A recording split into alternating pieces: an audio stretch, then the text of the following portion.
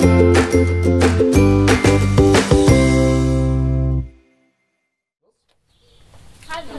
ich heiße Hannes. Ich habe eine Frau, 2 Kinder und einen Hund. Und ich arbeite in einer Knopffabrik. Gestern früh, da kam mein Chef zu mir und sagte: Hannes, hast du Zeit für mich? Ich sagte: Jo. Dreh den Knopf mit der rechten Hand. Hallo, ich heiße Hannes. Ich habe eine Frau, 2 Kinder und einen Hund. Und ich arbeite in einer Knopffabrik. Gestern früh, da kam mein Chef zu mir und sagte: Hannes, hast du Zeit für mich? Ich sagte: Jo. Dreh den Knopf mit der linken Hand. Hallo, ich heiße Hannes. Ich habe eine Frau, 2 Kinder und einen Hund. Und ich arbeite in einer Knopffabrik.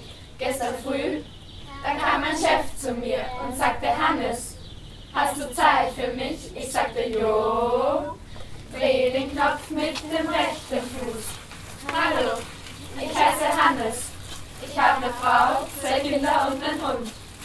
Und ich arbeite in einer Knopffabrik. Gestern früh, da kam mein Chef zu mir und sagte: Hannes, hast du Zeit für mich? Ich sagte: Jo.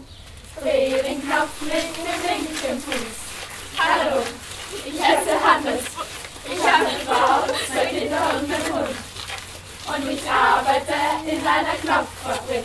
Gestern früh, da kam mein Chef zu mir und sagte: Hannes, hast du Zeit für mich? Ich sagte: Jo. Dreh den Knopf mit dem Hinterteil. Hallo, ich heiße Hannes. Ich habe eine Frau, 2 Kinder und einen Hund. Und ich arbeite in einer Knopffabrik. Gestern früh, da kam mein Chef zu mir und sagte: Hannes, hast du Zeit für mich? Ich sagte: Jo. Dreh den Knopf mit dem Kopf.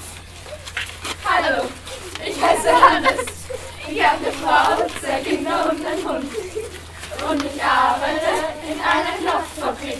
Gestern früh, da kam mein Chef zu mir und sagte: Hannes, hast du Zeit für mich? Ich sagte: Jo.